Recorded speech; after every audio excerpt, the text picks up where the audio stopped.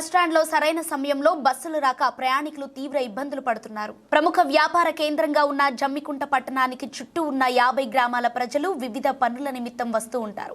ఉదయం వేళలో జమ్మికుంటకు వచ్చిన రైతులు గాని, చిరు వ్యాపారులు కానీ, ప్రజలు కానీ తమ పనులను ముగించుకొని తిరిగి వారి స్వగ్రామాలు చేరేందుకు గంటల తరబడి జమ్మికుంట బస్టాండ్లోనే బస్సుల కోసం ఎదురు చూస్తున్నారు.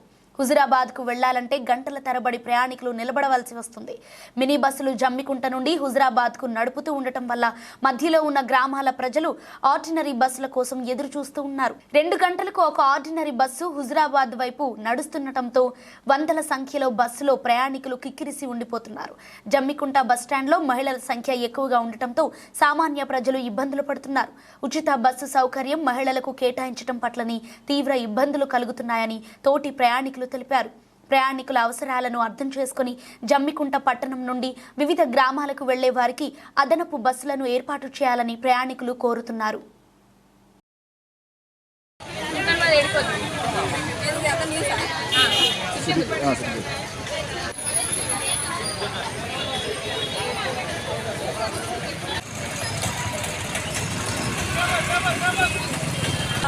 ఏంటమ్మా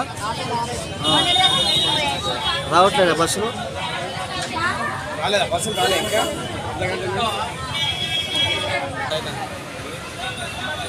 రావట్లేదా బస్సులు?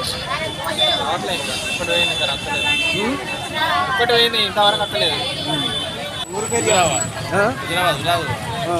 బస్సులు వస్తున్నాయా? అర్ధగంట అవుతుంది, ఇక్కడ రాలేదు. చూస్తున్నావు అర్ధగంట అవుతుంది, వెళ్ళిపోవాలి. ఏం చేస్తావు రానప్పుడు చూడాల్సిందే కదా, ఖచ్చితంగా ఉండాల్సిందే. అమ్మా రావట్లేదా బస్సులు? ఎంత టైం అవుతుంది?